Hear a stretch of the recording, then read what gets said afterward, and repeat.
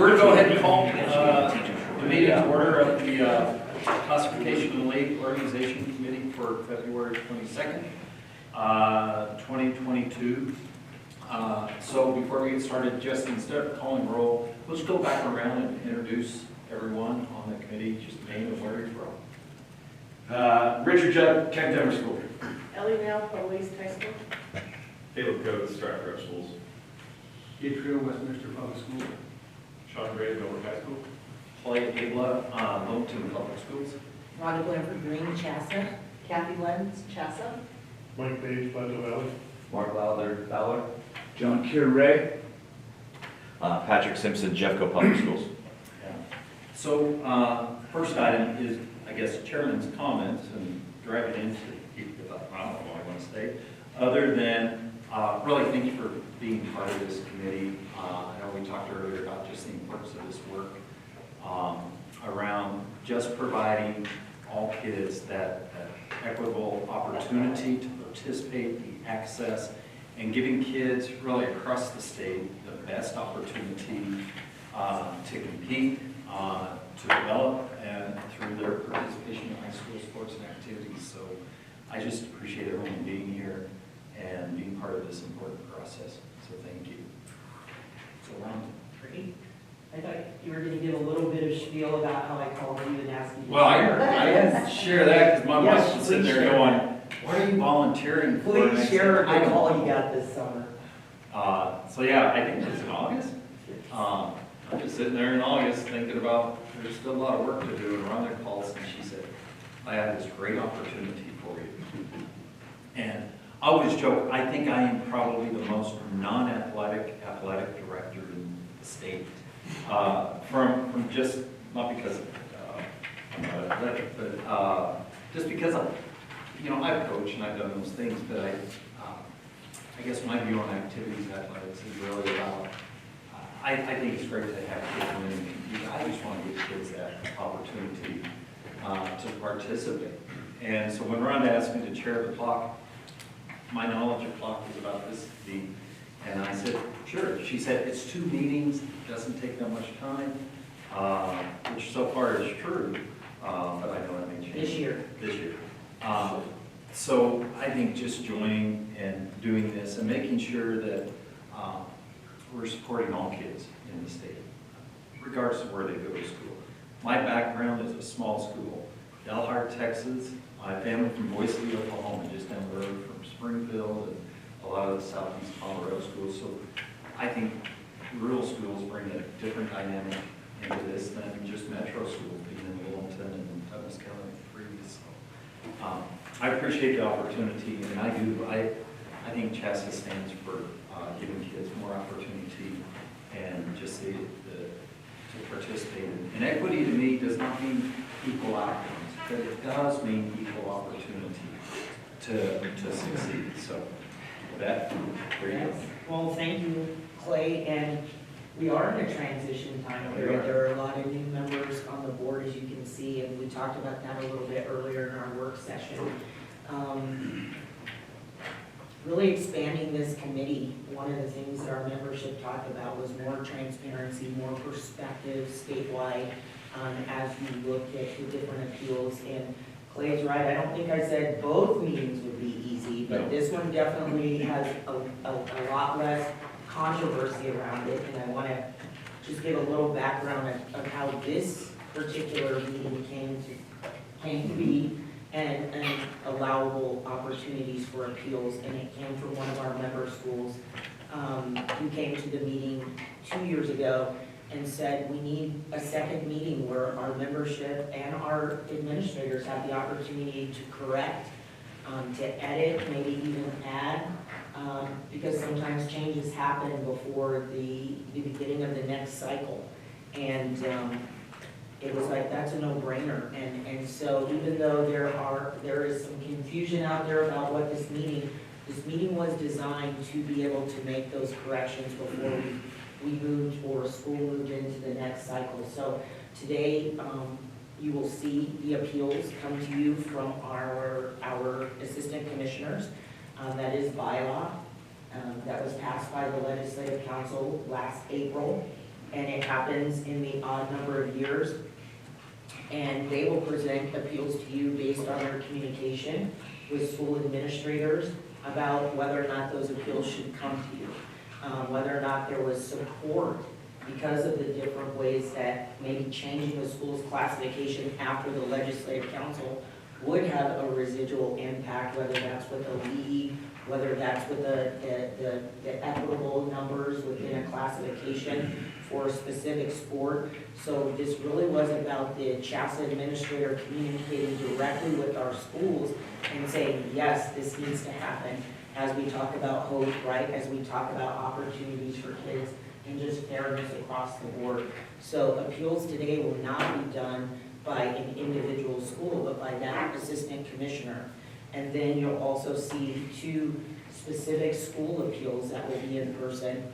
And these, as I said earlier in our work session, there were some inconsistencies, there were some decisions made after the legislative council or even within the placement. And we felt like the CHASA staff, the CHASA office should not be making those decisions. And we invited both of those schools to come before the CLOC. So we did follow the bylaw process. So decisions were transparent with the membership. And so that's why you'll see the 2 in-person school appeals to you today for your votes for an action item.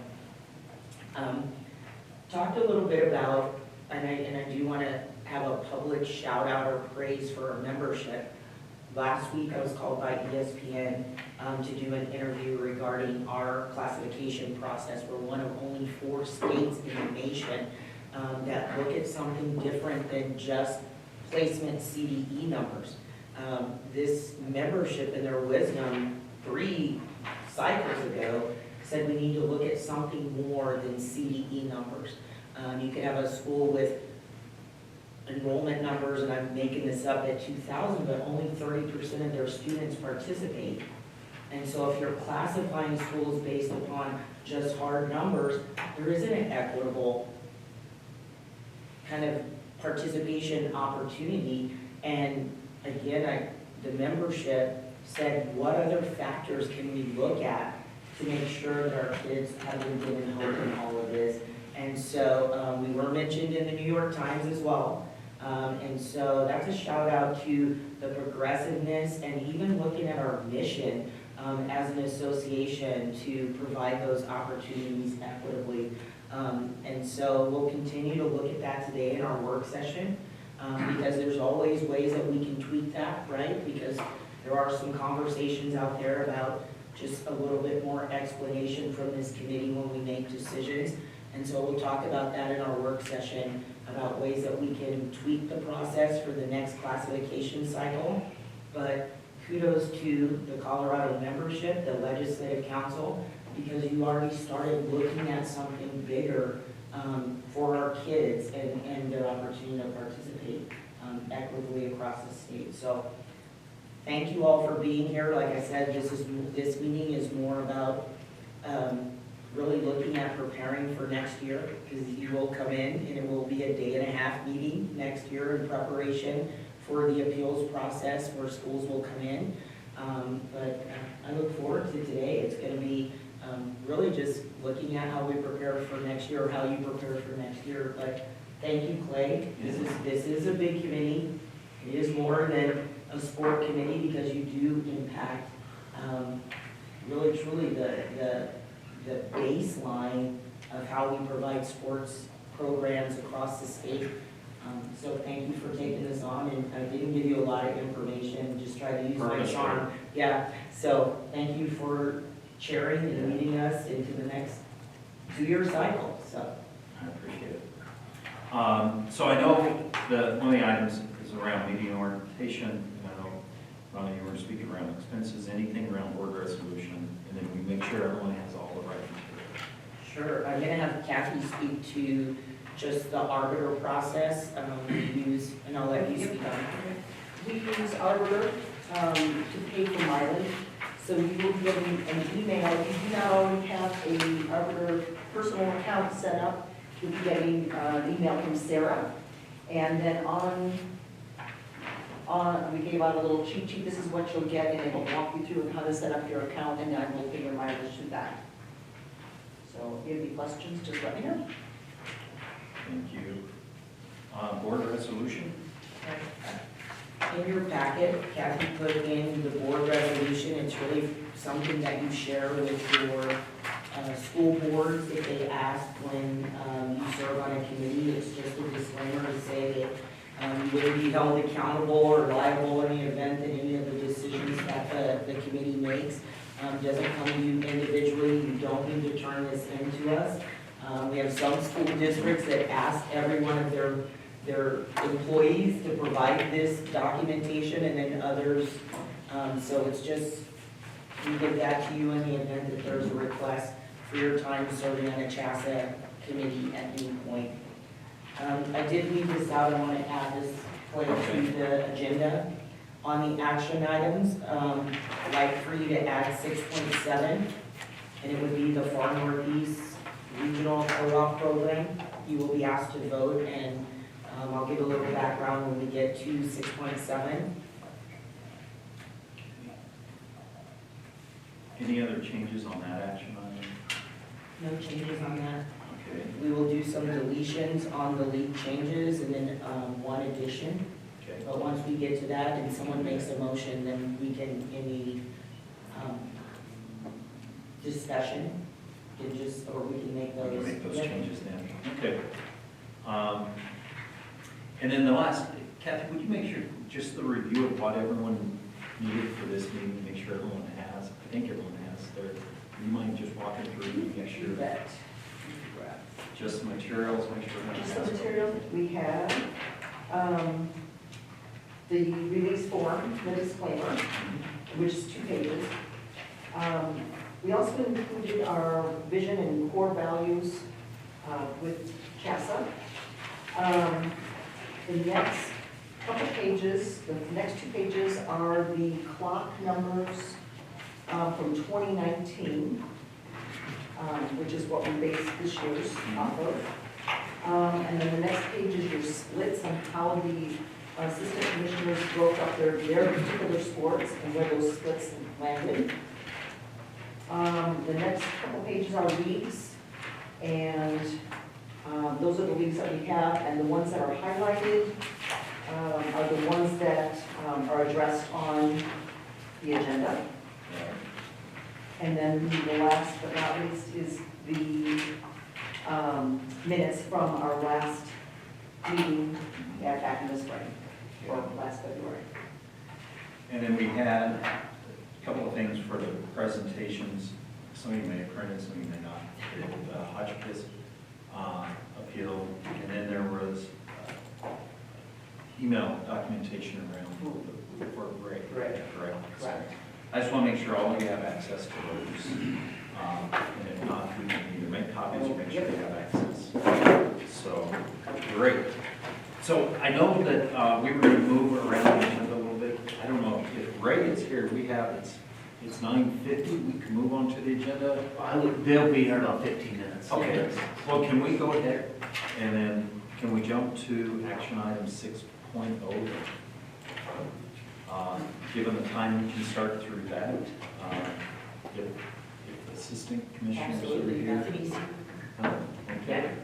So, with this, what I'd like to do is, if someone would want to make a motion that we would, because we know that these have gone through the bylaw process, is to make a motion that we, tentative motion to approve. And then what we'll do, Bethany, is have assistant commissioners come up and present. And then afterwards, if there's a second, we'll vote on these individually. So, will that work? Absolutely. So does anyone want to extend a motion for an initial approval pending the report? Do that. Okay, so Sean, Yeah, I make a motion that we conduct action item 6.0. okay. So with that, Bethany, you're up. Great.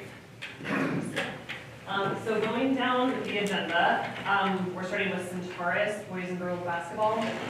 And so they are a school, they are the smallest school in 6A, and they have had, according to the bylaws, the extenuating circumstances of the fires that have affected their schools greatly. capacity. And so with that and the number, so they have listed 22 families that have been totally at a full loss, plus others who have had significant loss and have been displaced. And so with that data, they've also included that there's 678 kids in their school who have been truant 90% of the time or more. And so with this data, I felt that it was significant enough for you guys to consider, with the tragedy, et cetera, of considering putting them down into 5A classification, where they have typically landed with the rest of their leaves. Any questions? And do you want me to just take questions? Yeah, questions around Centaurus, any additional information? They are not an exceptionally strong competitive school. They're about middle of the road. So, And what league, can I ask, what league are they in? I'm the Front Range League, and they're part of Boulder Valley Schools. Yep. So you said the truancy numbers were 6, something, you said that was Yeah, before so the fires or that because of the fires? That's along with the fire, so it's been over the past several years, but it hasn't certainly improved because of the fires. Yeah. So can I ask, has their enrollment significantly changed, or is it primarily just the absenteeism and just truancy issues? They would argue that their enrollment has been declining over the last several years, and this is certainly part of that decline. But the purpose right now is really impacting the fire. Yes, so by the bylaws, there has to be a significant reason to bring these forward to you guys. And so without the fires, to me, the fires were that significant reason. When, like I said, they are on the very bottom of 6A. As we're gonna talk about, there has to be a cut somewhere. And so when Bert Boardman, the assistant commissioner that was in charge of basketball last year, when he made that line, it had to be somewhere. But traditionally, they are they and the rest of their league and who they're comparable with have always been in the 5A classification. So it would just be a better fit for them. Okay. Any other questions? Okay, anyone want a second motion to approve this request? I'll say. Thanks, Caleb. All in favor, say aye. All opposed, say no. Okay, thank you, Bethany. Okay, Approved. Are you the next as well? the basketball show, yep. Keep Faith Christian Academy, Bert Boardman, Assistant Commissioner last year, Bert Boardman placed up Faith Christian Academy. They did not request to be placed up. By their numbers, they are a 3A school. Richard can speak in a moment to this as they are in his league and he knows them much better than me, but just to give you some information about them, in looking at placing up schools, at least what I have traditionally done for volleyball and tennis and my other sports that I oversee, I made sure to look at significant factors such as free and reduced lunch, competitive success, participation rates, etc. And to me, when you're moving someone up, there needs to be a significant reason or a significant competitive reason to move them up a classification. In this case, both the boys and girls basketball programs haven't won state since 2012. Over the past 5 years, the girls program is at a 47% winning percentage. The boys have had more success at a 72% winning percentage. But to me, there wasn't a significant reason. They weren't dominating that classification to be moved up a classification for essentially no reason. And so from what I could tell, they should simply be placed where their enrollment indicates that they should be. And I would turn it over to Richard to see if there's anything else to add. No, it's an interesting one because the girls program only had 15, I think it was 15 girls in it this year. And speaking with their coach, he believes, you know, that'll grow next year, but, you know, with a stronger ninth grade class, but certainly is one that their numbers, in fact, roster numbers on the girls' side don't suggest that they, you know, really are that strong right now. The boys are competitive, but as Bethany pointed out, they haven't won a state championship in, I think it was 10 years or so. Yeah, and their enrollment is, you know, I'm gonna say 200 to 300, somewhere in that, without it directly in front of me. So I would be in favor of them being free. And again, they're not being placed down, they're just being listed in the classification and enrollment range that they. Right, based on the 2019, right, that's the classification. Correct, numbers yes, you so use. their current enrollment, according to 2019, is 255. 255? The current, or, because I'm seeing 344. No, The the 2019. 2019 number. I know, But it it says here, 344 in the packet. 344. but I think their current number, Oh, correct. That's what I was gonna ask, Sorry. because I know we placed on 2019, we're able to start looking at current enrollment, right? But we're saying that's at what? 255.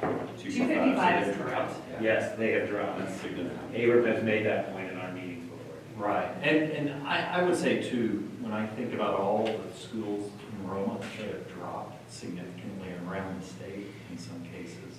I think that was part of the rationale of using the 219 as a baseline, Yeah. right? Because I know you guys are gonna have that discussion on, there is gonna be, like you said, a Right. decline in all schools. So yes, that's more for your information, but I guess the real question is, was it justifiable that they were placed down? The enrollment numbers aren't, that's not what the request is based on. It's really about being placed previously without being asked to be moved up. Is that correct? Correct. Okay. Are there any schools in the area that feed them that do not have programs, or online schools that do they run an online school? They have, they have a middle school. I mean, they go, I think they're 1st through 12th, I don't know, but they do have a middle school, and they have a middle school program. They do have a homeschool situation. I think those numbers have dropped significantly over the last several years. I wouldn't be able to quote that specifically. Last time I think I talked to anybody from them about it, it's you know, not a very large number. So the majority of their athletes are enrolled and go to their high school? Yes. So I guess my question, then, why were they placed in 4A? Because even with their enrollment numbers, they're still 70 short of the cutoff. Do we know why? I guess that's for discussion. Is there concern about balancing out classifications? I Is that don't think part of it? so. Okay. I think for the most part, even for basketball, it's not identical, so no. Any other questions? Is there a second? I'll ask for a second to approve Faith Christian's request to go back to their previous classification. Correct. I'll second. Second. All in favor, say aye. Aye. All opposed? No? All right, thank you. Okay, great. The next school is Stargate. They're also in the Metro League. And so Stargate, by their numbers, unlike Faith, they were placed appropriately per their numbers. And when I looked at their data over the last 4 and 5 years, there was some significant red flags, and so I'll share that with you. And my request is that they be moved down to 3A. So right now, they're on that bottom edge of 4A as well. So over the last 4 and 5 years, their participation rate is less than 25%. It's at 23%. And so to me, that's significant. They are at a 30% winning percentage for their girls over the last 5 years. And if you just take the last 4 years, they're at 22% winning percentage. For boys, over the last 5 years, it's 38%, and for the last 4 years, it's 32%. So they are getting worse. And they have only been a member of CHASA for 5 years. And so I would ask that they be actually placed down based upon this information. And I would turn it over to Richard for his input too. This is a truly competitive situation. The numbers speak for themselves. Their girls did not win a game in the league this year. And I know that doesn't necessarily affect, they'll still be in our league next year, but, and the games weren't close, to be honest. Their boys program's a little bit stronger, but not much. And so this is strictly from a competitive situation. Would they be playing in another league then? No, I think they would stay in our league. They just, especially with I think what will eventually be brought to the legislative council, from what I've heard as far as the playoffs concerned, I think it would be just in their best interest to be placed in 3A. Other questions? Is there a second to approve this? Request to move from, move down to 3A, or move to 2A, correct? Is that the request? No, they're placed in 4A. We moved to Stargate. I was with my other notes. Move to 3A. So is there a second to move Stargate to 3A for boys and girls basketball? I'll make the second. Okay, Richard, all in favor say aye. Aye. All opposed? Okay, thank you. 6 point, Heritage Christian. yeah, 6.5 is Heritage Christian. Rhonda, are you planning on speaking? Okay. It's pretty short and sweet. They've asked to be moved up. They've had tremendous competitive success at the state level. Jen is in favor of moving that up if we're talking about equitable opportunities and their kids just being placed where they can compete. And so this will be the first one in this group that they're asking to be moved up to make that more fair for their competitors at the lower classification. So move up to me. Play at 1A to 2A. Yes. To 2A. I'll second that. How much does the No discussion needed. So there's a second. All in favor, say aye. Aye. All opposed? Okay, thank you. Just real quick, there was one, we want to talk about Centaurus softball. So if you can add that to 6.8, Adam will do that report for us. Okay, so we'll go to 6.5, Severance. Yeah, Boys and girls soccer. So, morning, everyone. Justin Saylor. I oversee boys and girls soccer here in the office. So we've got another request to play up with Severance. Boys and girls soccer should be pretty easy. I'll just give you some quick numbers, though. The original enrollment projection for the upcoming cycle for Severance was 720. They were placed into 3A based on that enrollment number. The enrollment range for 3A boys and girls soccer for the next cycle is 352 to 800. So with 720, they were placed into 3A. Speaking with their director of athletics, Ernie Guerrera, their enrollment projection now for the next school year is 975. So based on that 975 enrollment projection, both he and I agreed that 4A was the appropriate placement for them. And just for your reference, the 4A classification, the enrollment range for boys and girls soccer is between 801 and 1,478. So their number of 975 would put them right squarely in 4A. So they're requesting play. Second.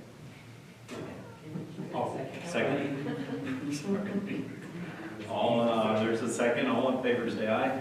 Aye. Opposed? Okay, thank you. 6.6, Golden. All right, Golden Boys Tennis.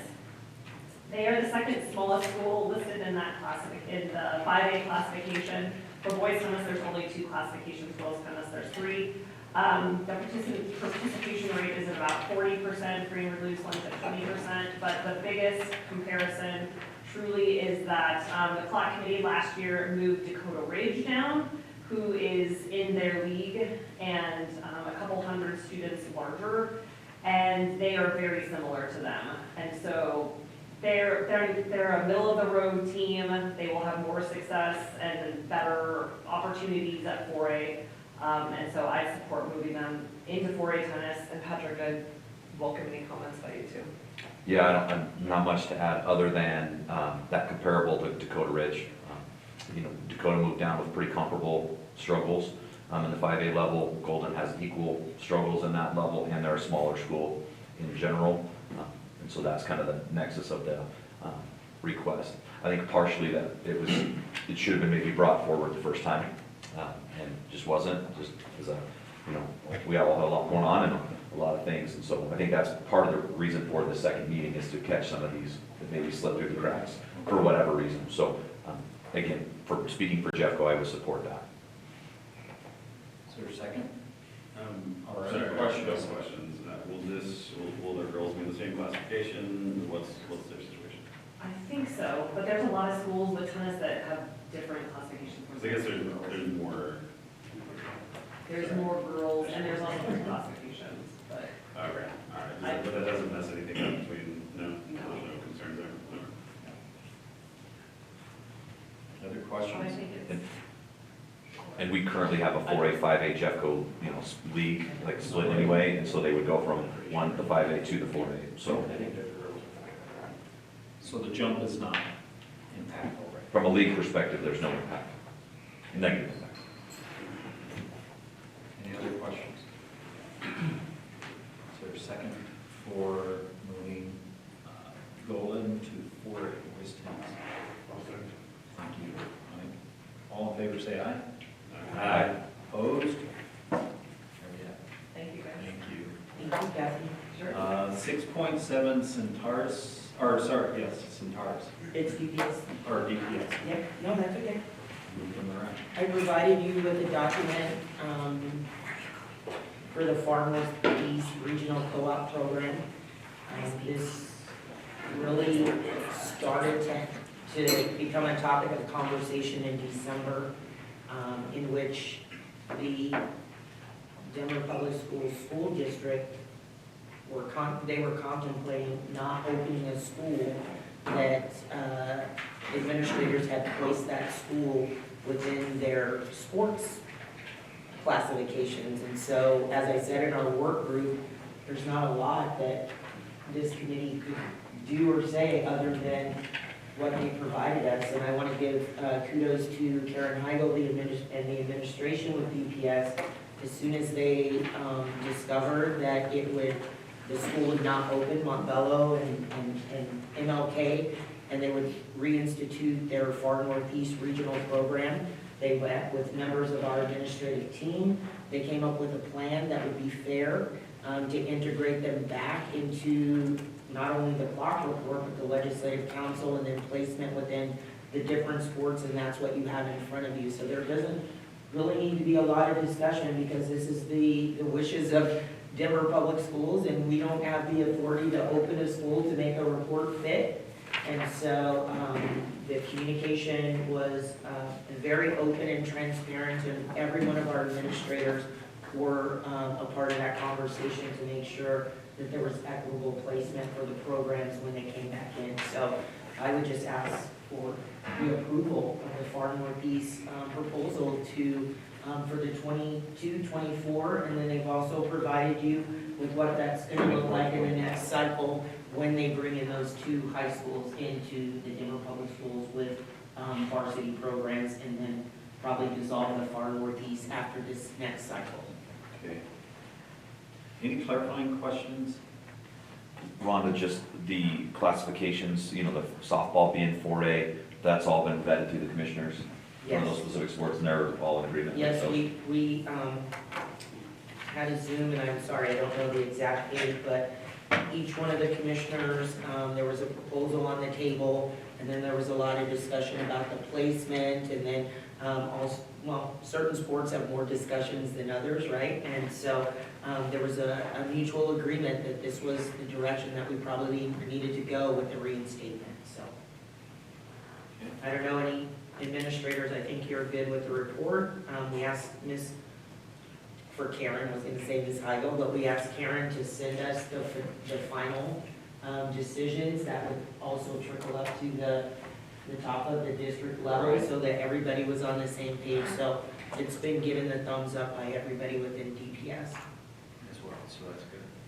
And the plan now, sorry, just to clarify, the plan now is in 2 years, or not the next cycle, but the cycle after that, that all these schools would break apart and be apart, or just MLK and Montbello would house sports at that point? Right, and so those are gonna be the primary schools, and anybody can chime in on that, but those are gonna be the primary schools. Far Northeast will dissolve, Okay.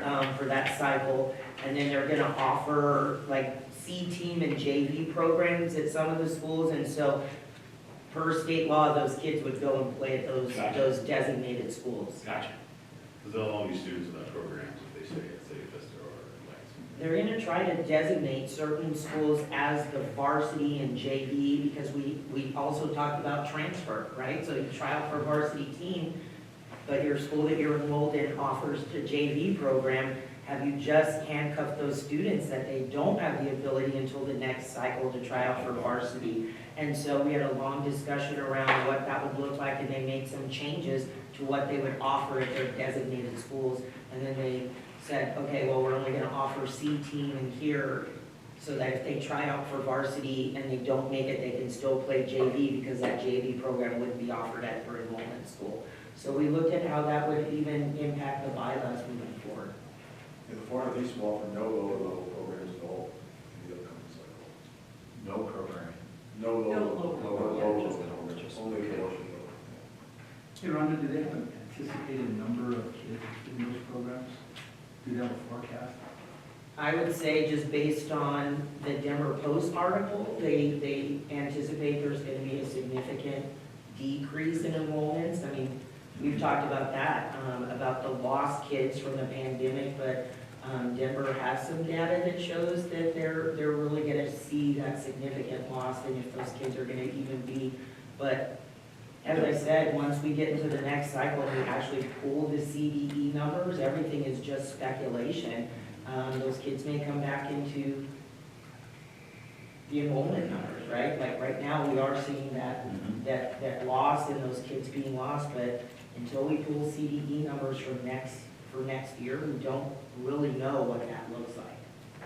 But their participation numbers are falling relative to their, right?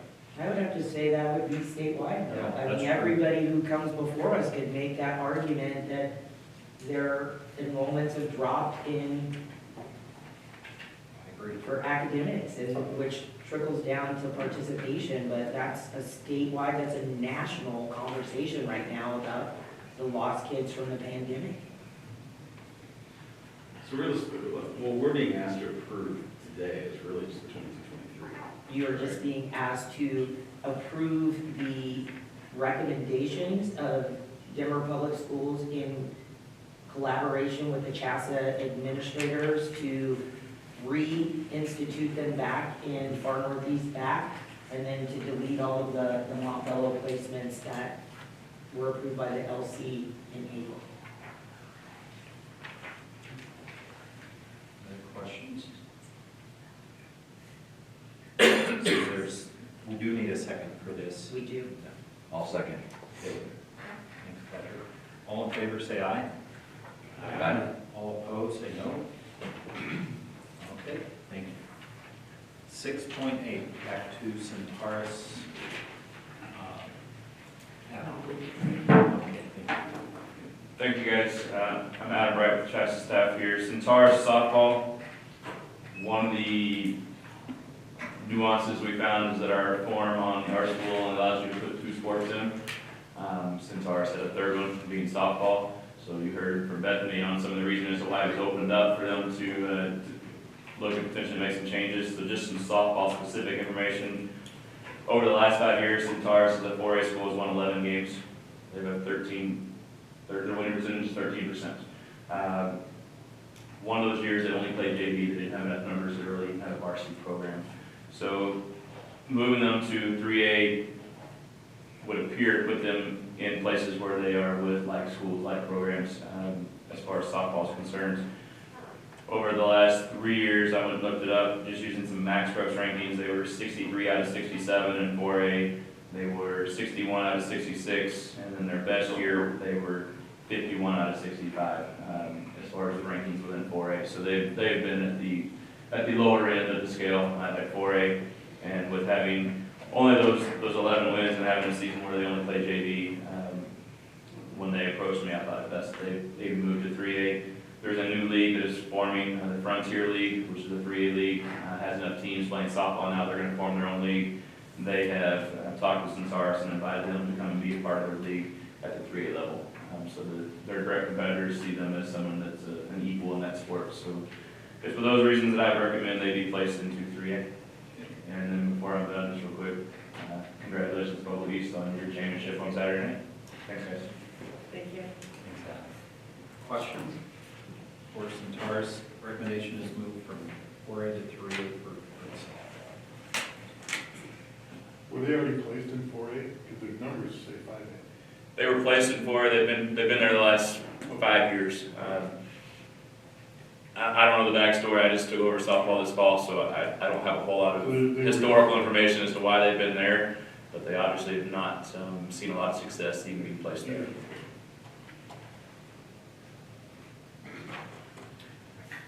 Is there a motion for a second for Centaurus softball? I'll second. Okay, thanks, Mark. All in favor, say aye.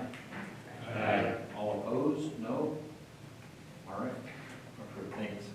Thanks, guys. Thank you, guys. And I think Rhonda went out. I think we're gonna go back to 5.0 or 5.2. And let's see, Rhonda. Thank you.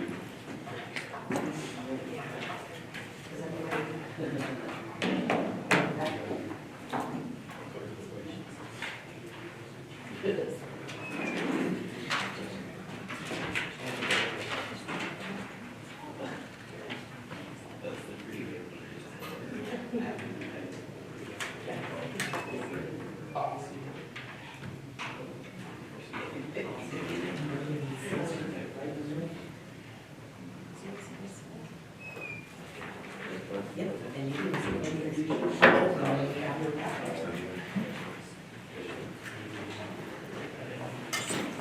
Guys, thanks for coming in. Thanks for having us.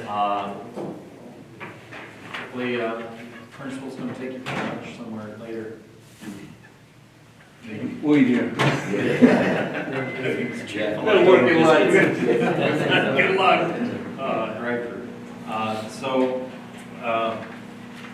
This will be the first in-person building. Is there anything specific that you need to share? Did it by email, and we're gonna give a presentation, and I gave an opening earlier, and so we're just glad to have you here, and we think these are special circumstances that deserve for you to be in person to speak to your appeal and your placement, and so that's just where we go.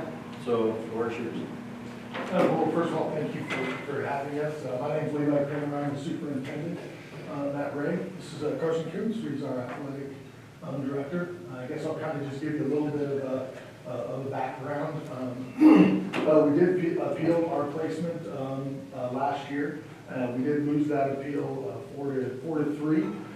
So after that, we reached out to Rhonda and said, hey, is there a way to appeal that? You know, maybe we didn't make a very good argument for us. And she steered us towards former Commissioner Burt Morgan. And he was helping us file our appeal to the Legislative Council.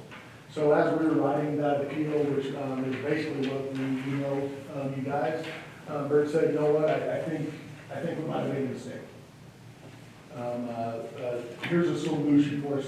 We attached those emails in there that kind of said, hey, here would be a solution. Let's not go through this appeal. There's a new piece of legislation that we can just ask the next commissioner to place you in our next CLOC committee. So at that point, we said that sounds good. So we didn't follow through with that appeal and just followed those instructions. I don't know if you want us to go any further into some of those details or not. I'm more than willing to what our arguments were, but basically I want to tell you, I guess, kind of our timeline was. I think it's really up to the committee to ask any questions. Questions? You have the information was forwarded, so hopefully you've reviewed that. So if you've have any questions regarding, I don't think they need to go into a lot of detail if you don't have any questions.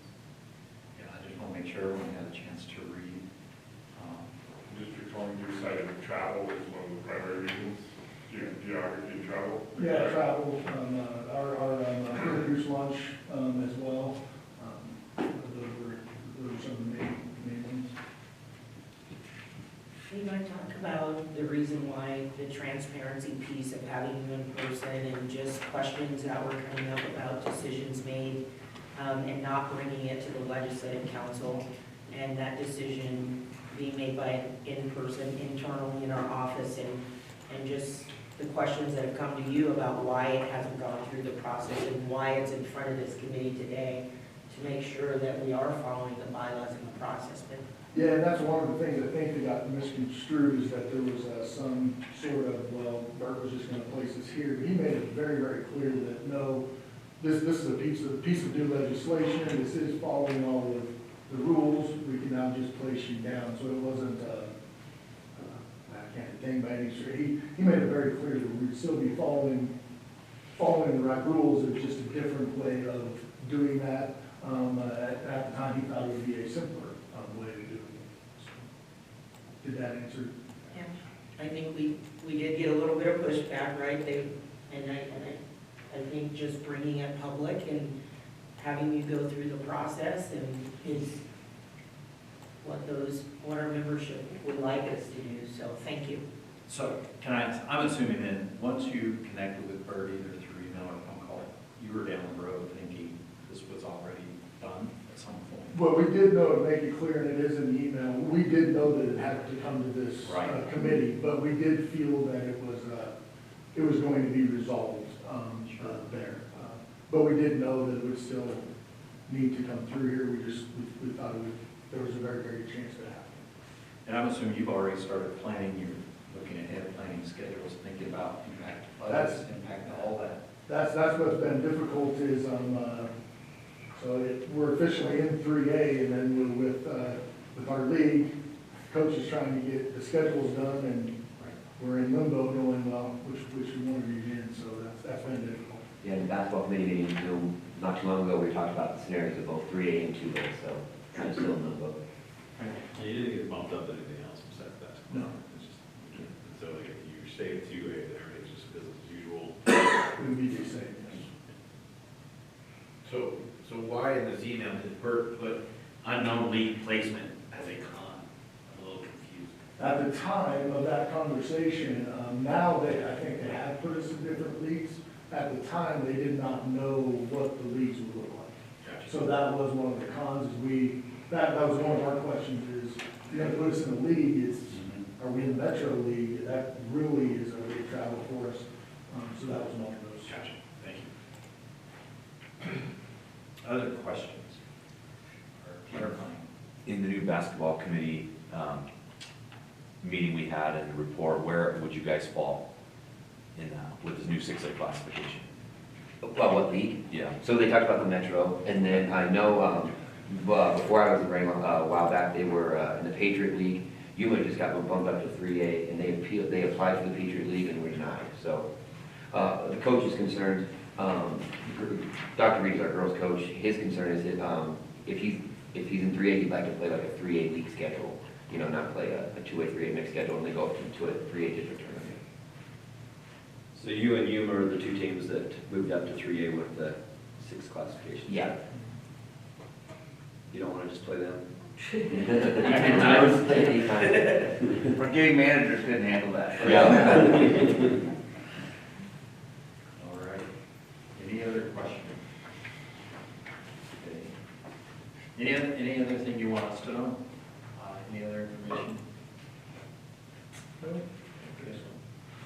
Well, part of what we want to do is listen, and then if there's a motion to go ahead and approve the request, we're ready to go back to 2A basketball, correct? Correct. That's the request. Is there a motion to approve that request? I'll move. Is that? Caleb? Okay. Is there a second? Okay, Gabe, second. All in favor, say aye. Aye. All opposed, say no. There you go. Thank you, guys. Thanks for coming out. There's Chick-fil-A that you'll get up. Right back. Great. Thank you for coming in.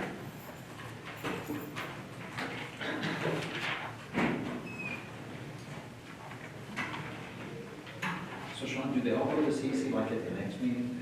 It was hard. Yeah. They just like the turn. Okay. Last year was remote, so. Okay. Yes. I don't think North Fork is here yet. Are they, do you guys need like a 5-minute break? You need to stand up break, or you good to go? You need to Let's take, let's do a 5-minute break. And then we'll come back. All right. We're gonna jump to 7.0 league changes.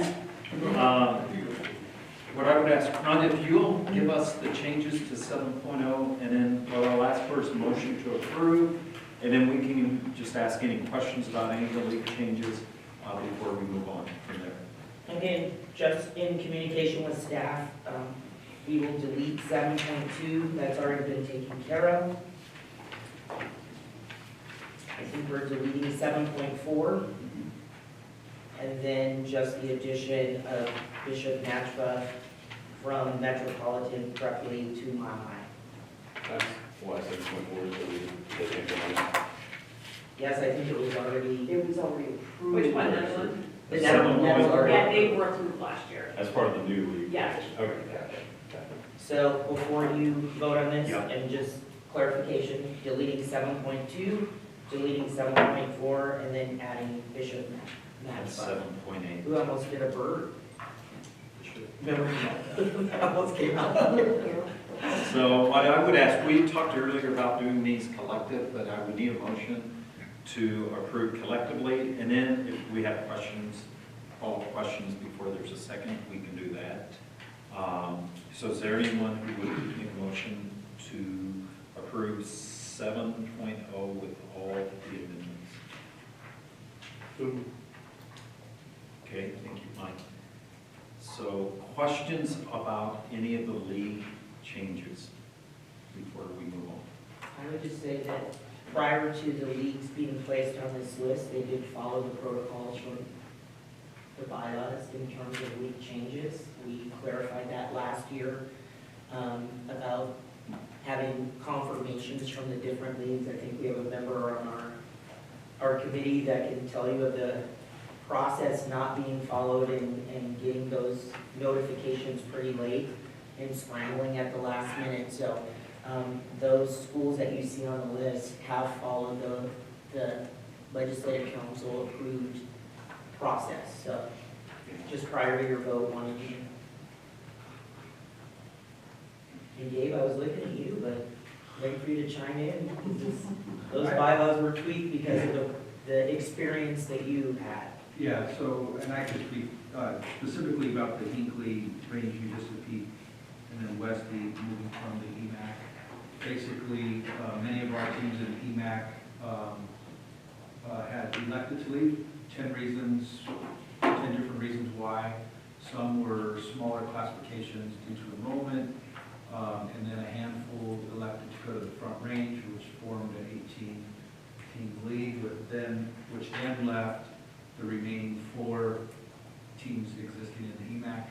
And for a brief moment, we thought about maintaining the EMAC and trying to build it back up. But after scheduling and after we started getting into some of the logistical planning of it, just realized a 14 league wouldn't be sufficient at the 5A, 6A level. In a conversation with DPS, and it was kind of a perfect timing system because of some of their classification changes as some are growing and some are shrinking. We were able to partner with DPS, and they allowed our 4 teams to come in, and they have 4 or 5 teams with a question mark with how Far Northeast will eventually grow into it. But I think it'll be a win-win-win for all of us. And we were excited. It was pretty frustrating going through that. I can tell you when you're kind of without a league and without very many options, to be quite honest. So I do want to thank the commissioners because they heard many grants of mine, and then of course Rhonda and Kathy for all the advice and guidance to help us get there. But I think it'll be a good thing for kids when you think about this league, what that means for kids in the metro area. We believe it's a good thing, and all of the ADs are actually, on behalf of the 4 teams, just grateful for the opportunity to be able to allow our kids to compete. Yeah, that's good background, Dave, thank you. So, any other questions? If not, just second to approve the lead changes as presented. I'll second that. Okay, Patrick, thank you. All in favor, say aye. Aye. All opposed, say no. All right, so approved, thank you. I know that North Fork may be here, but we talked about jumping into maybe just the work session. And want to make sure when Rhonda comes back in to talk about it in, if you want to pull up either in your packet or online, just the bylaw 15.21.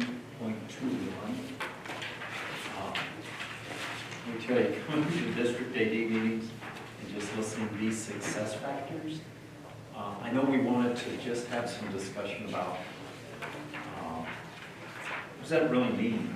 I remember a district AD meeting not super long ago, earlier this year, about which of these success factors, and if you pull that up, which of these success factors from, how many are there?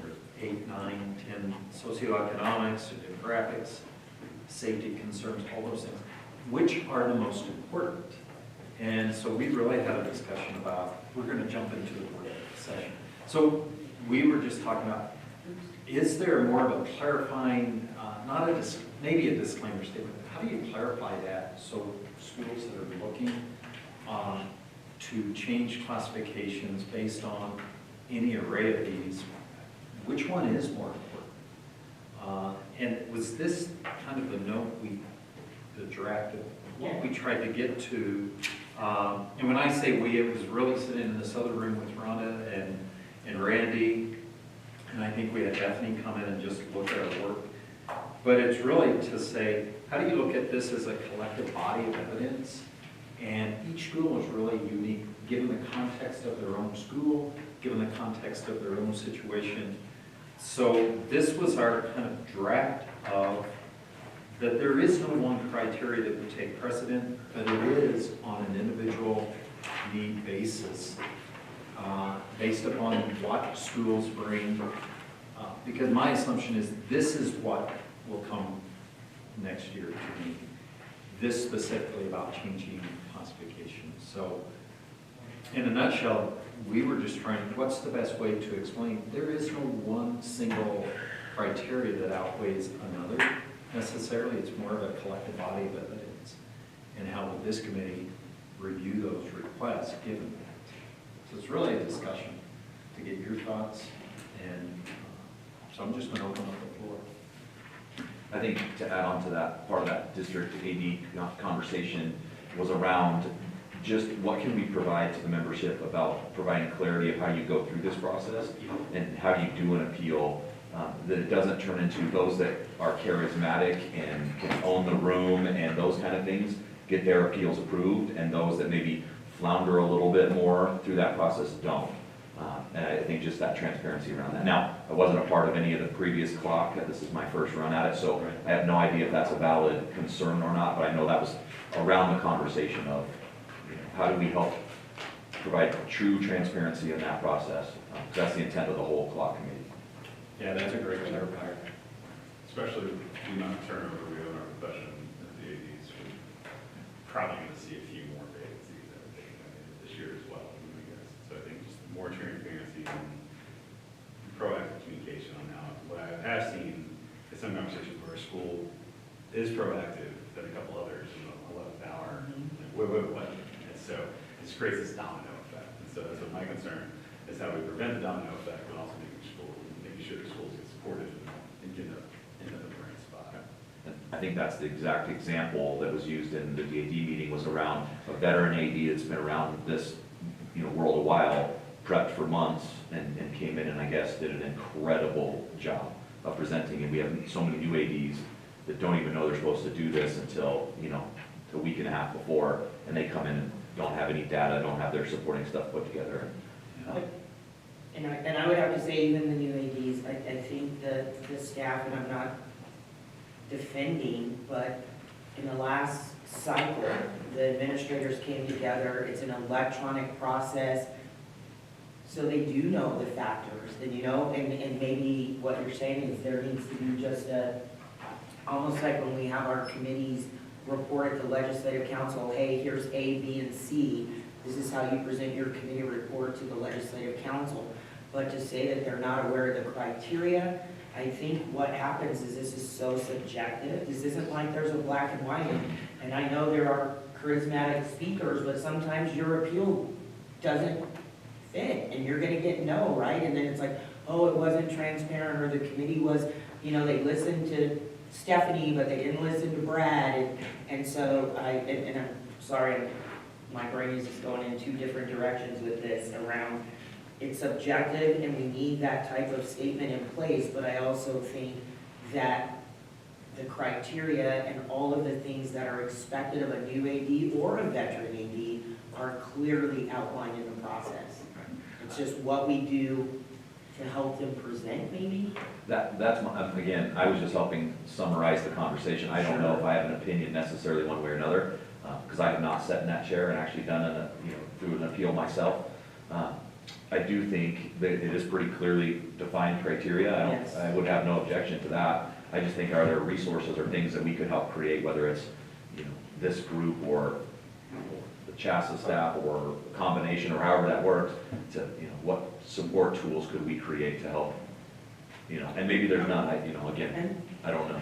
I will say, I mean, this is only my second year, so I have years of experience. You're like a veteran now.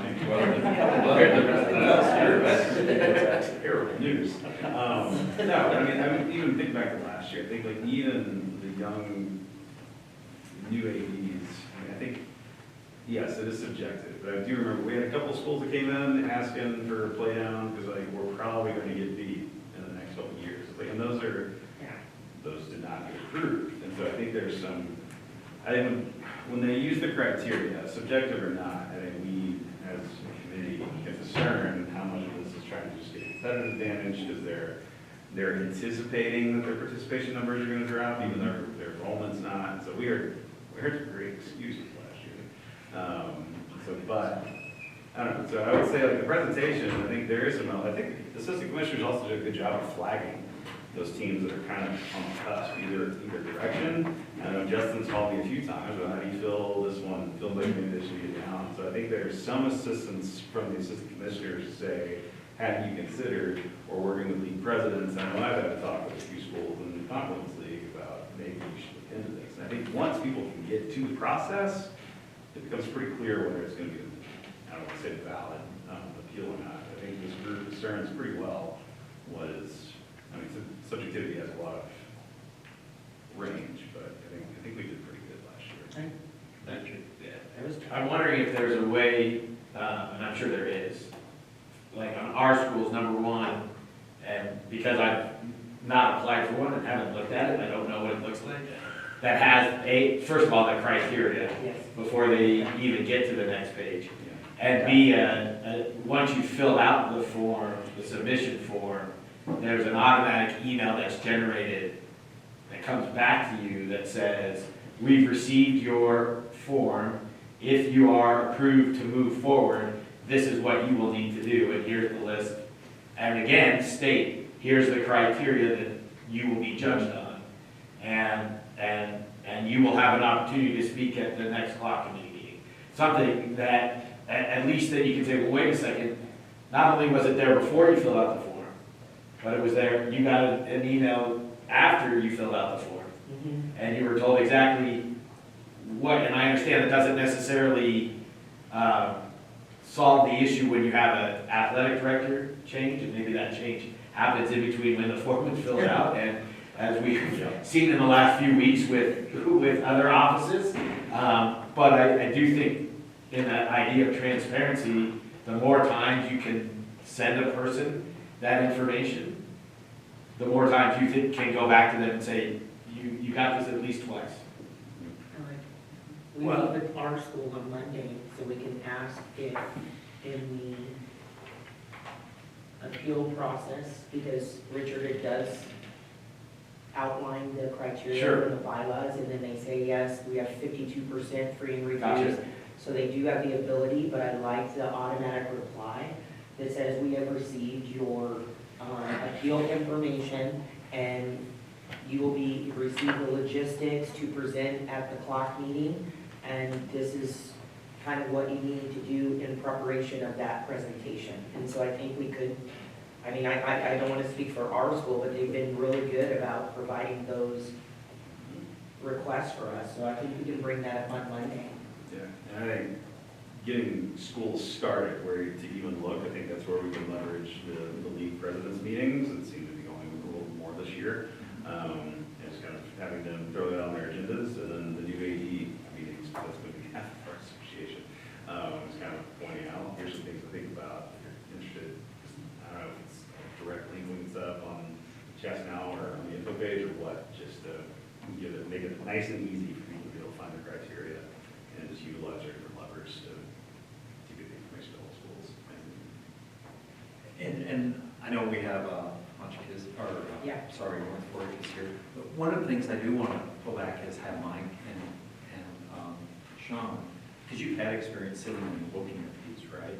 And to come back to this conversation after we go through this appeal, because there's one that I heard was about process, but then back to what you were saying, Patrick, is what does it look like? Because I know a lot of these ADs are coming in with these appeals with a lot on their shoulders, from their community to their school, and a lot is riding on their presentation and this vote of this committee. So I want to recognize that too, and if you guys can give insight what that looks like and feels like after we come back. So, the things.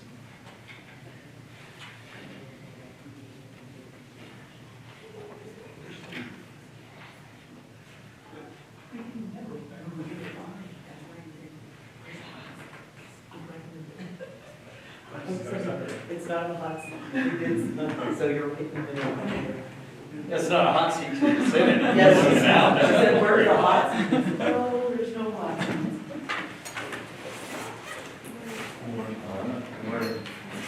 Did you in that?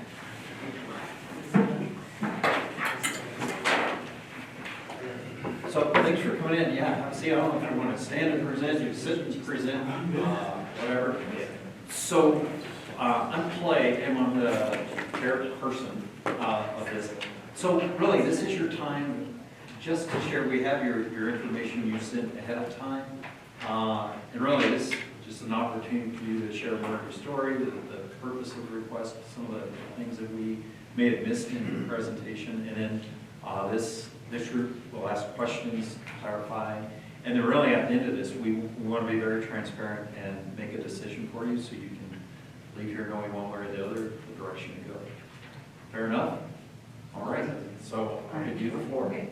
All right. Well, first of all, thank you for taking time to listen to us, and as Rhonda just said, for reading the short dissertation that we provided. I apologize. We didn't really realize we should have been giving it 2 pages, so you got more than you asked for sure. So just to introduce you to the administrative team that we have here today, Mr. Kirk Clay is the Delta County Assistant Superintendent and District Athletic Director. Mr. Randall Palmer is the principal of North Fork High School, and I'm Amy Miller, and it's my privilege to be the Assistant Principal and Athletic Director at North Fork High School. So, kind of where we wanted to start was just kind of a brief overview of how we ended up where we are here today. And, after literal decades of discussion, it was decided on February 25th of 2021 to close Paonia High School and Hotchkiss High School. And on April 15th of 2021, the Delta County School Board voted to establish what is now known as North Fork High School. And so because of I have some notes here, because of the timeline of all of this, we didn't have the opportunity to declare, our preferred classifications, pursuant to bylaw 1500.24, nor did we have an opportunity to request an exception from the Legislative Council. In addition, bylaw 1510, section E number 4, allows the CHASA staff in an even year to bring schools to you under extraordinary circumstances. And the note in the bylaw specifically addresses that that might include a school with drastic enrollment changes and or a school that has closed. And so, that's kind of how we ended up here. We did get mid-cycle classification designations from the CHASA staff in May 2021 that were communicated to us by now retired Assistant Superintendent Burke Borgman. And then I think it's important to note that we do sit before you today with the support and backing of the Western Slope League. They did vote with no opposition to support our appeal in October of 2021. So, bylaw 1500.21 obviously dictates that classifications are based on CDE pupil enrollment counts. And we acknowledge that in the fall of 2020, the membership voted to use the numbers from 2019 because we all know that those were probably more reliable and more consistent than post-pandemic 2020 enrollments. However, we would assert at this time that using the combined enrollments from 2 now closed schools is not really an accurate representation of the enrollment and the reality of our new school. And so we're here to ask that our classifications be designated for the coming cycle using current and accurate enrollment data rather than arbitrary projections. And bylaw 1500.21 also, of course, gives the opportunity to include other factors in the decision for placing schools up or placing them down, including the socioeconomics of the school's population, participant safety concerns, competitive success and non-success, competitive history and balance, and our school's enrollment trend. So, in addition to several news articles that we provided you in Appendix H related to the closing of 2 of 3 coal mines in the North Fork Valley, we also provided you with a statement from Greg Pope, who is the director of One Delta County and Economic Alliance. And in that statement, he noted that the Delta County median household income is actually 62.5% of the state average. Our poverty rate is 1.8% greater than the state average, and our gross domestic product in Delta County has fallen 25% since 2007, mainly due to the closing of those coal mines and the lack of other industries springing up in our area.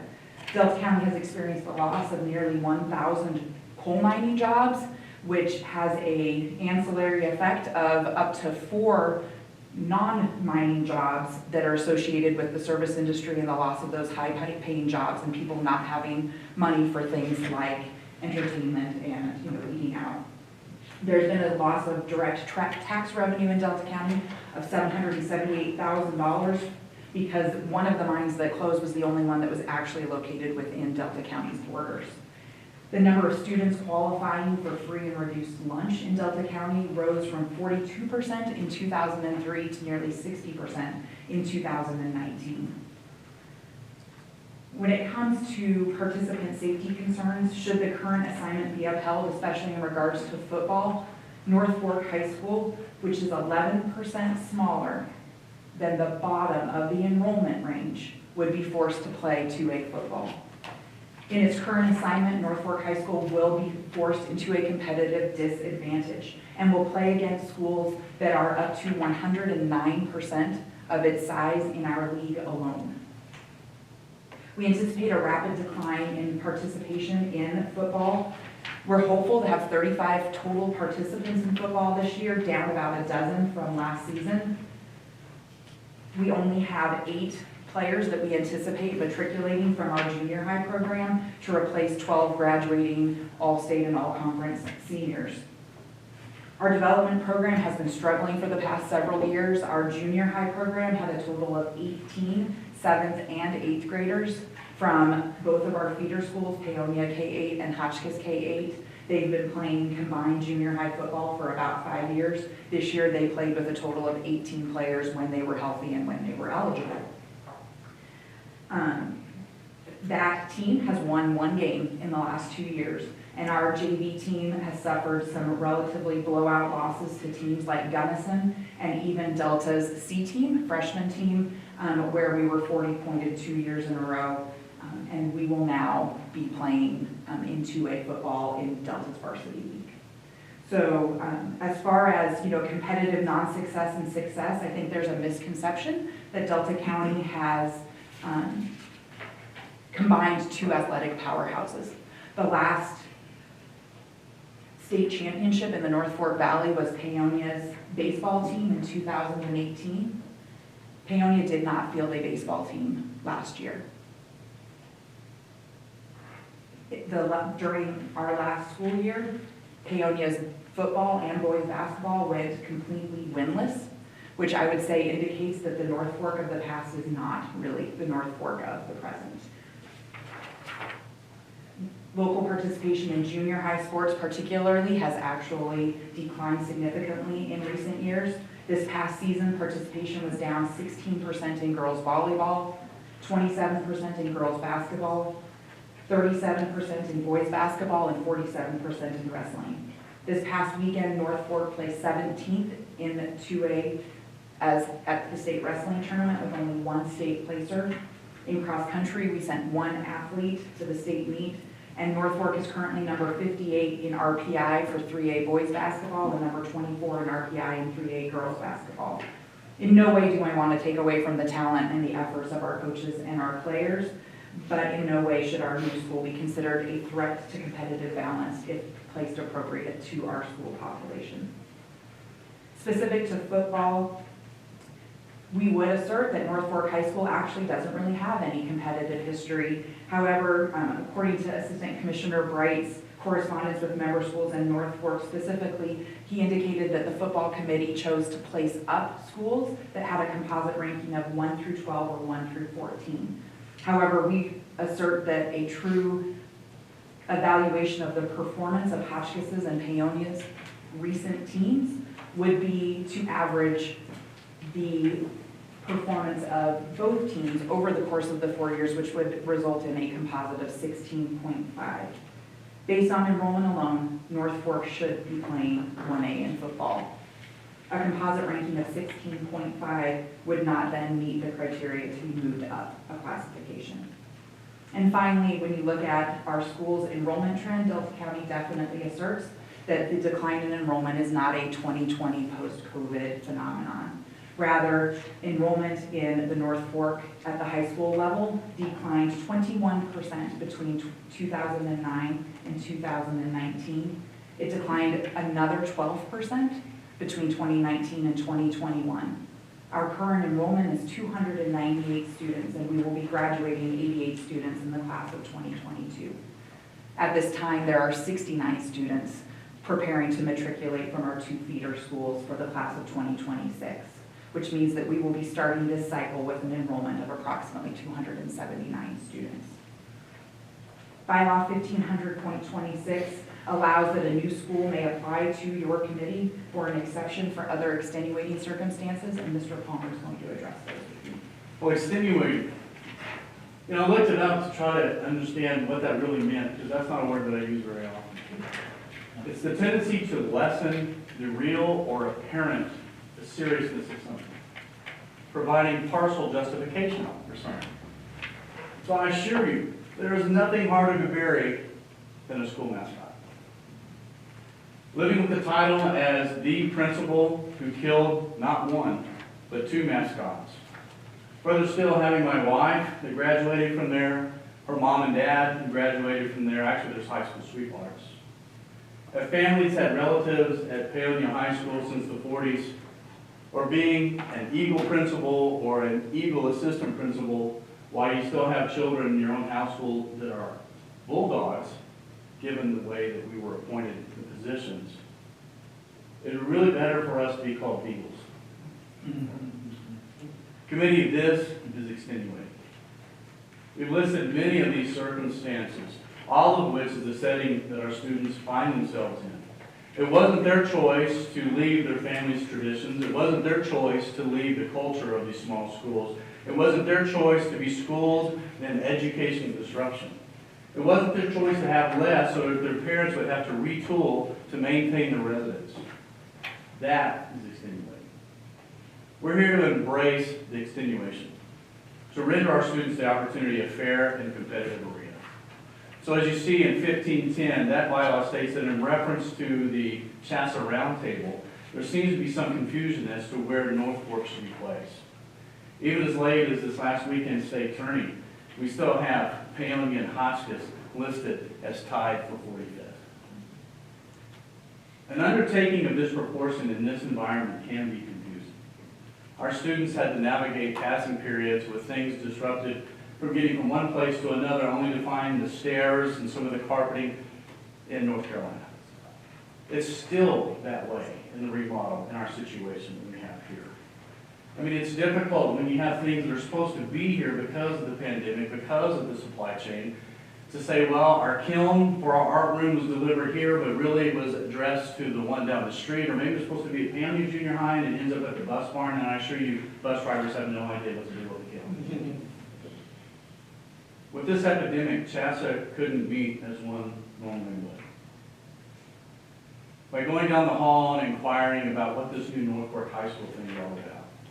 So we leave messages, we exchange emails, the game of phone tag commences, and depending on who you've spoken with, we're either a co-op or two standing alone schools, either sharing resources, or at Hotchkiss High School, and we went that route, over at Paonia High School, we went that route. I mean, even I become confused because the blueprints of all the high schools are exactly the same. When I walk out of the office, am I at Hotchkiss, am I at Paonia?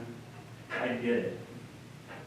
Committee, this is certainly a landscape for the definition of extraordinary. We've remodeled, we've retooled, we've rebranded, we've recreated a new destination for North Fork high schoolers. The two rival schools have one destination now. We've had to rename the street, we've renamed the building, we've created new signage, we've created new bus routes, new curriculums. We've closed and reopened accounts, phone, county services, emergency services, college board, curriculum, CDE, max preps. We've had to remodel the old Paonia High School to make room for a new elementary school and a new junior high. We remodeled this high school so that we could have a new mat room, a new gym, a new counseling center, a new art room, new commons, new bathrooms, new football fields, new weight room. All of that with a cost of about $1.1 million.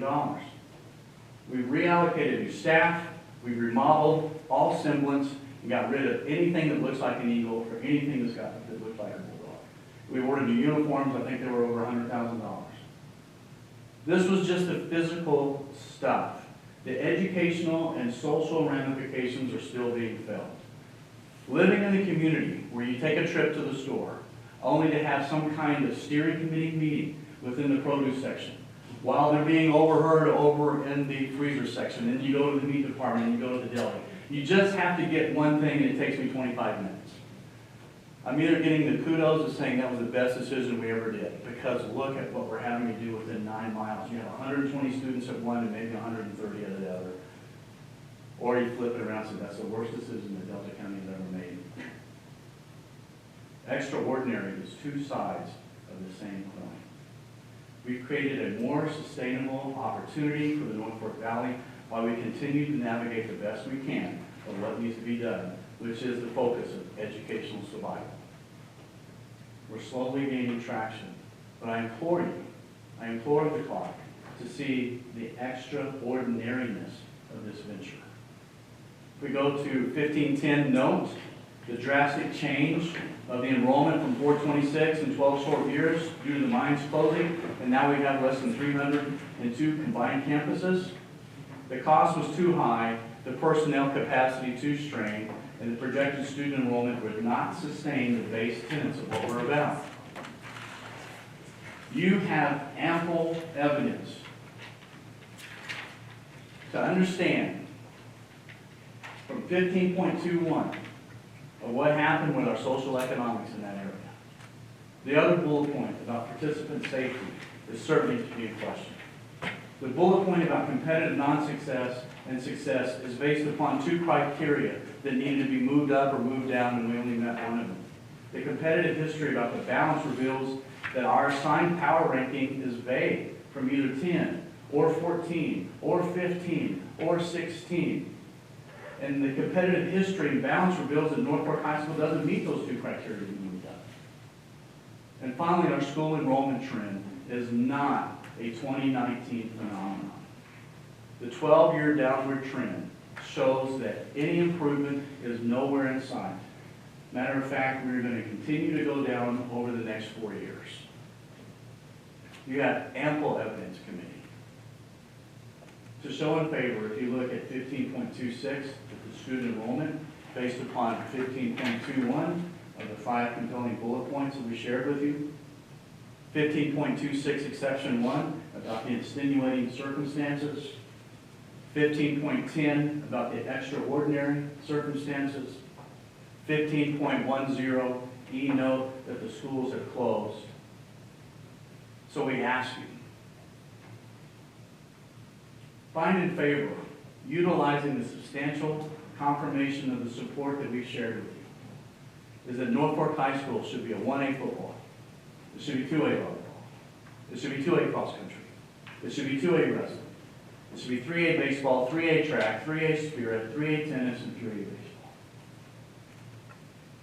I really want to thank you for this opportunity to be in front of you. We all have spent time, you made fun of the dissertation, I get it. You see how serious we are to maintain what it is of the educational survival and how we have to meet those demands in order to be an effective school in this valley. Thank you for the energy. Thank you for your time. Thank you for the opportunity to be in front of you. Thank you. No, I'll go ahead, I'll just ask you a question. I'll wait to see. I appreciate the presentation. I had questions, but I want to see if there's comments, questions from any of the committee. I was gonna ask, of the sports you just listed, in your current enrollment, are any of those, are you requesting to play down?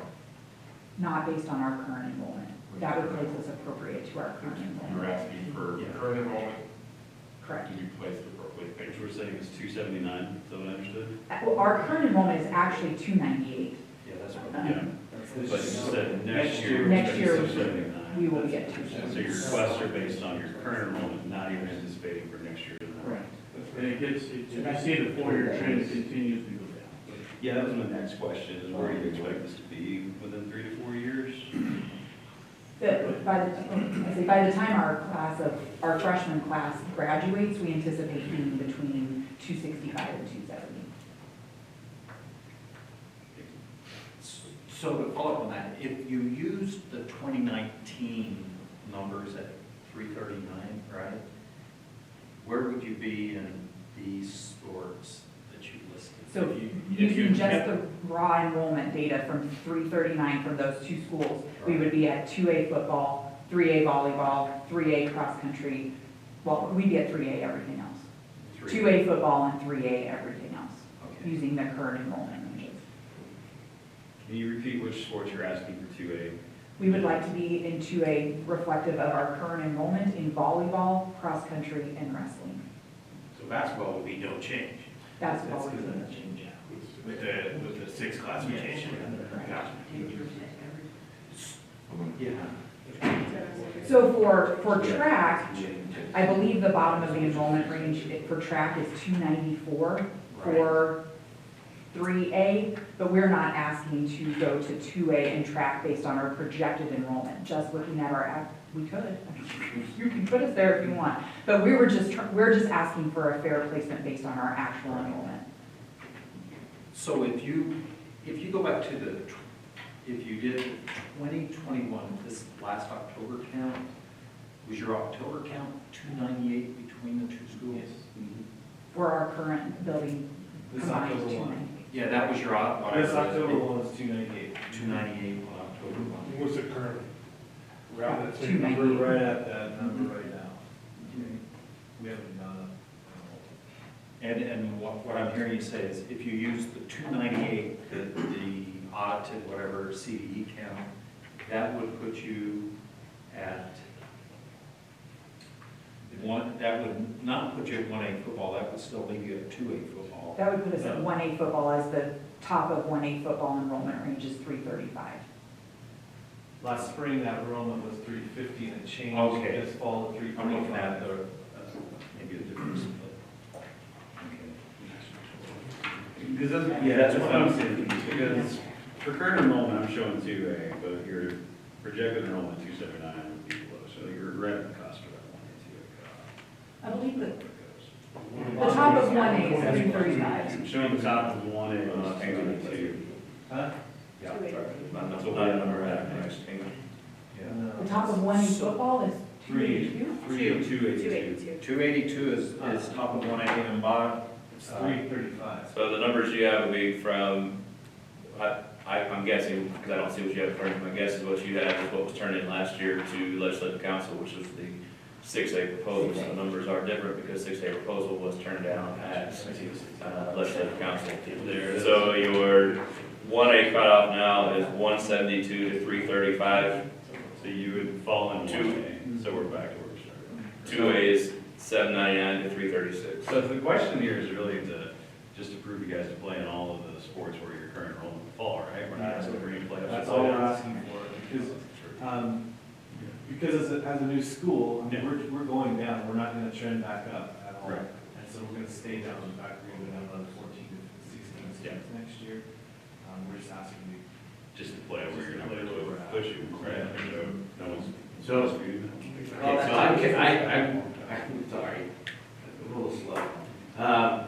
Currently, you are 2A football? Currently, we have played, this school year, we played 1A football. Okay, but. We have been for- assigned to 2A Okay. football. And then volleyball, you've been assigned to 3A. Yes. Cross country, 3A. Correct. Wrestling, 3A. Basketball, we're not changing because you're 3A anyways. Track, we're not changing. And then tennis, we're not changing. Baseball, we're not changing. So it's football, volleyball, cross country, and wrestling are really what you're asking Correct. to be, okay, thank you. So, Adam, I'll put you on the spot. Sure. I'm assuming you referenced conversations that you've had, can you, because evidently there was a placement made based on 2019 numbers, right? But I just want to get your input where you see from where they were placed versus where what the request is. I just trying to put you into the conversation. Sure. So football specifically, they were placed based on the enrollment number of 339. So they were not placed up. That put them, granted, at the bottom of 2A, but that's where it placed them. Just like in all other classifications, somebody's going to be at the bottom of the enrollment number. So they were placed there. So it was using those 2019 numbers from the two schools, just adding those together. I understand there's attrition in the community. I certainly get that. But just using the 19 numbers that all of our other schools were placed with, that placed them in the 1A classification. Again, two smaller than them. So they would be the third smallest school in that 1A classification with that 339 number. The other two below them, 338, 336. So that was where they were placed, was simply based on that enrollment number. There was success factor. I know Ms. Miller referenced that a little bit as well. So that kept in line where so I'll back up a step. Football, what we did this year in placing our schools across the entire state was we looked at their 4-year ranking on max preps to gather information as to their competitiveness. And we used max preps as it's a third party.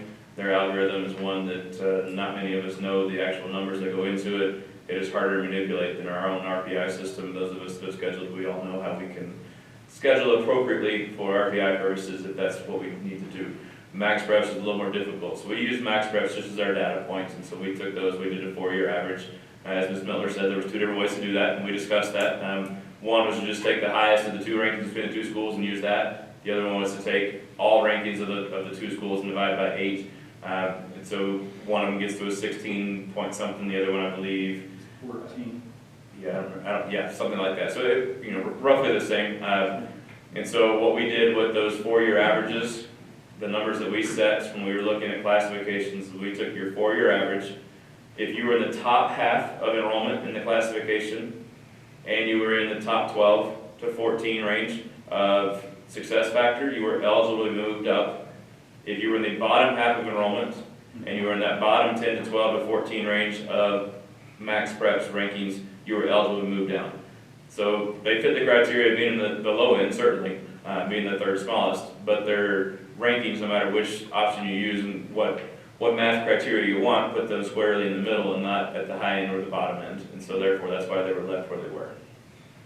And the enrollment number you were using was the combination of Paley and Hotchkiss? Yes. Correct. Yeah. Of 2019. Because that's all. Because it was an apples to apples comparison when we did it.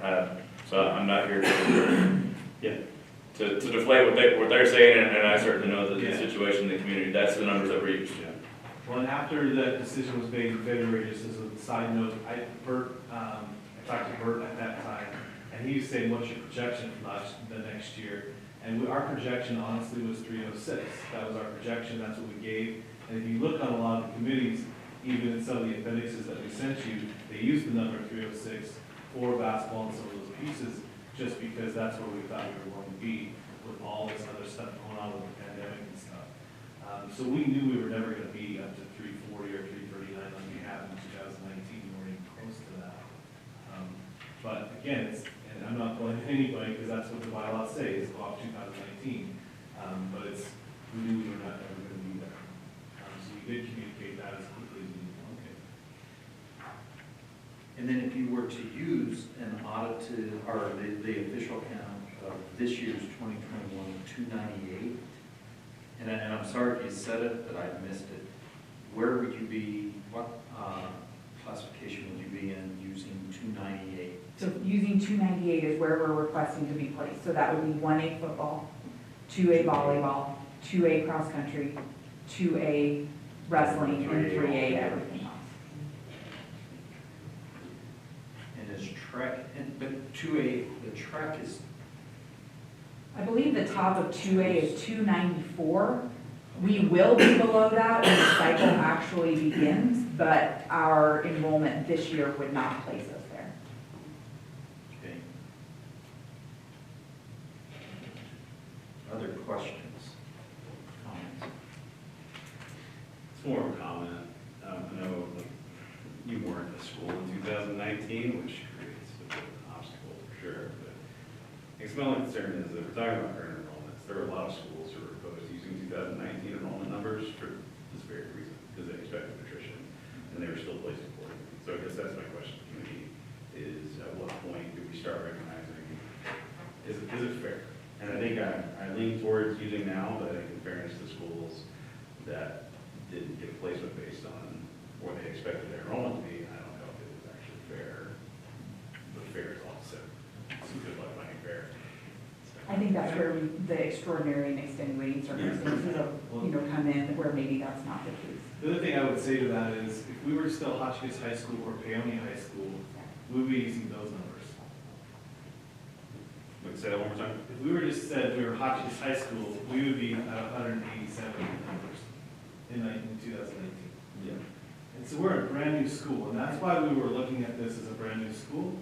We do not believe this is these two schools together, because we wouldn't have done this if we had kids to be staying open.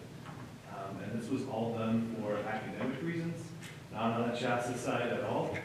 And therefore, we're asking to be a new school, not a, because if we would have taken one of those names, we wouldn't be sitting here in front of you, would be 1A and everything. I would also point out, when we chose to use 2019 numbers, we chose to use the best of some imperfect options. Correct. And so that leads to gray area, and this appeals process is how we address that gray area. I think they've presented. And we made that choice 2 years ago too, right? Yeah. But I think you said it best, they want a school at that point. And I think that's what makes this different and why they're in front of you instead of the 150 other schools that have attrition. The school didn't exist, so they didn't have the opportunity to go through that process. So that's where the gray area is.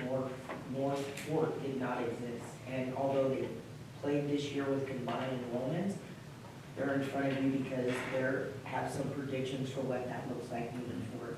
So it is a different circumstance than if they were still named as the schools. If they were part of the 2022 or last year's classification, it's a brand new school. Thank you, first of all, for clarifying, because we kept hearing, oh, it's just they moved into a building and it's just the exact same school with the exact same, so I think that was good to hear that clarification, that you aren't, and my favorite saying, walking like a duck, acting like, and you really are a brand-new institution with all of the things in place to start a new school, and I think that's what makes this different than the other schools that would want to come in front of this committee this year. I think in this case, it's walking like an eagle, it's our like below. Yeah, eagle. But you're not the Bagels, what is your, So we're the minors, actually. Minors, oh. So what does it look like for 1A football versus 2A football for you guys, and what leagues that you're in and who you're playing? So in the past, we've been a part of the Western Slope League 1A, which would include Cedar Edge, Gunnison, Meeker. Who else do we play? Not Grand Valley. Grand Valley's 2A this year. I can look at the appendix that I provided you. So and I know in discussions with Mr. Knoll, the head of the football committee, that one of the big goals of the football committee this year was to actually have 6 team leagues. And so we certainly acknowledge that it's going to create some complications for our friends in the 1A Western Slope League. But as I noted, they did vote in favor of our appeal, and they actually were incredibly gracious this year in allowing us to move up to 3A for those mid-cycle classifications that we got from the chassis staff.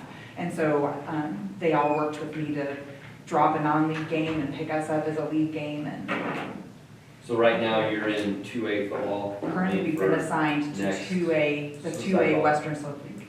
So the leagues for that one is like Salida, Bayfield, Cortez, Pagosa, Delta. That's it. So it goes south. So if you guys are moving down to 2, because I know football balances things differently, what happens if they move down? Does everybody else stay the same? Is there a movement? That's kind of something. That's where I was gonna ask Adam. Adam, what's the impact if they were to move down? When you start looking at leagues? If we have an odd number, it's going to create holes in schedules. Because if you go to and football is the only one that's unique like this compared to all our other sports, because you can only play 1 game per week. And so playing 1 game per week, if you have an odd number of teams in a league and you're playing your league games at the end of the season like we all do, that means everyone in the league is going to have a bye week somewhere during that second half of the season, if you will. And so there's going to be holes that are hard to fill there. By making an adjustment, you've now created 2 leagues that have those holes, because you're going to have a 1A league that would have 7 teams in it, thus creating an imbalance. So there's going to be holes there, as well as the league that you're leaving, which would have holes there as well. So it does make it does produce a scheduling issue for the equivalent of 12 schools, essentially, that are going to have bye weeks assigned during the part of the season where there's no one else that has a bye. No one else is going to have a bye week, week 8 type situation, because it's just that's the hole that was created by that league. So that is one of the considerations to understand, is when you do that, the impact there on that scheduling piece would be impacting 12 schools. I guess the one nice thing with that is they would have the ability, with being 11-man football, to still play some of the 2A schools that are close to you, versus if you were dropping down to 8-man and there were only 11-man schools there. So could you remedy that by playing just another classification to fill the? Yeah, It would be those 2 leagues only, because no one else in the state's going to have it. So you would have, in doing so, you're forcing what you'd essentially be doing is you're forcing what a non-league game is in the second half of the season between the 2 leagues. Have those conversations already taken place about crossing leagues? No. No. Most of those are done with, 2-3 months ago, we got these schedules. Yeah. So, but I think what I hear you saying is that, potentially we keep some of those 2A games that we feel we can be competitive as our non-league games. And then we actually already have a couple of our non-league games are actually scheduled with what would become league opponents. Does that make sense? So several of the non-league games that I've already scheduled at the beginning of the season would become league games. This year, did you guys play 2A? We played 1A. You played 1A. Because the cutoff was 350, I'm sorry. Because, okay. Yeah. So even though we actually moved in most other sports mid-cycle, we did not move in football because the bottom of that classification in this cycle was 350.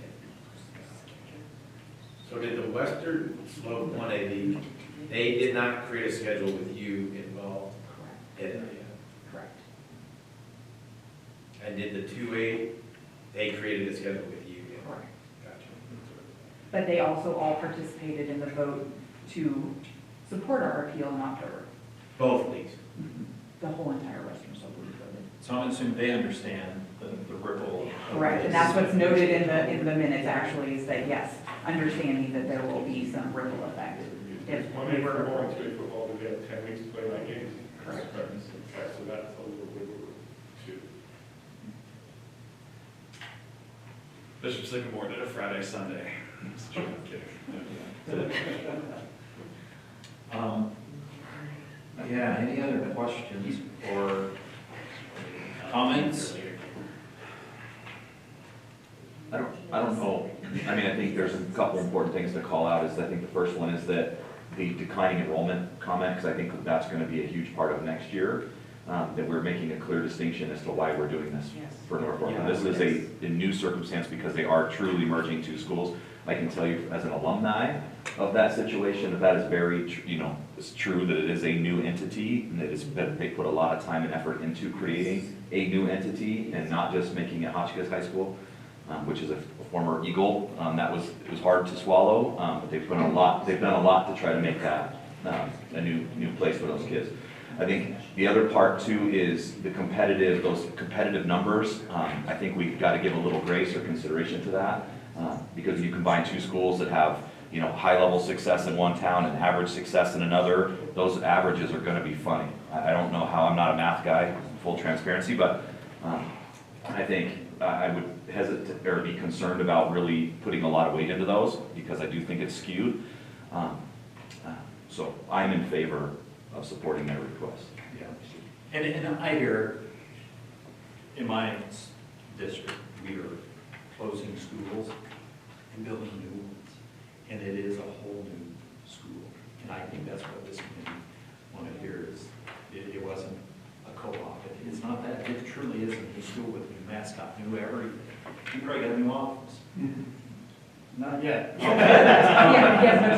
It's coming. So with Bitter pill. so I'm working at the net horse.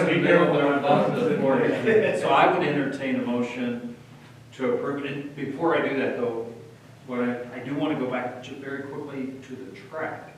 Because what I'm hearing is, if we would say this is a new school based on our October count, 298. And is there a request to still stay where you, above that? Or do you just move to where you are within that whole classification? So here's full transparency, we talked a lot about this, and we felt like our October 1 count is 298, and we didn't want to come in here and say, hey, we're projecting the 279 next year, and go off of projections. We do believe we'll be at 279 or so next year. But in fairness, we felt like we need to go off our October counts. And that's full transparency. Obviously, for our students, sure, we love to go down on the track. But full transparency, we felt like the fairness was to go off the October count first.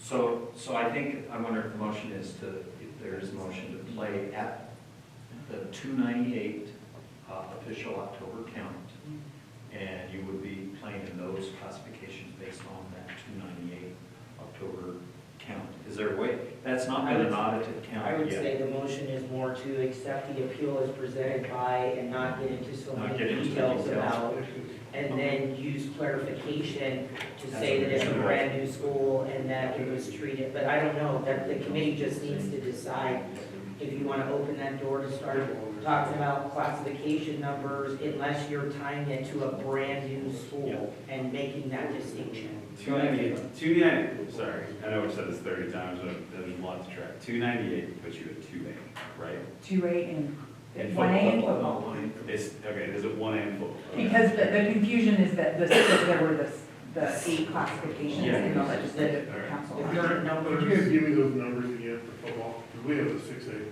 Yeah. Does anyone have the, Is 335 is the top, or excuse me, the bottom of 2A is 335. okay, so that's the bottom of two. All right. We have a 6A number. We'll just go as a new school. That is the one for the request.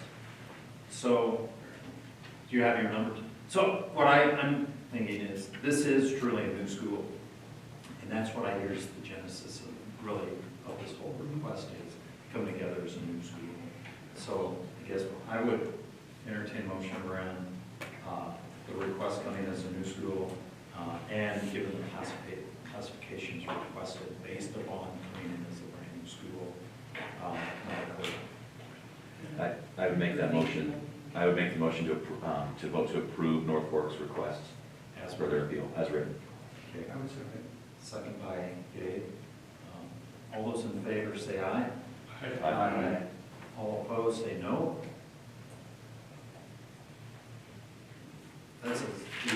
That's it. Thank you. Thank you, appreciate it. Thank you for the time, thank you for the dissertation. Thank you so much. Thank you so much.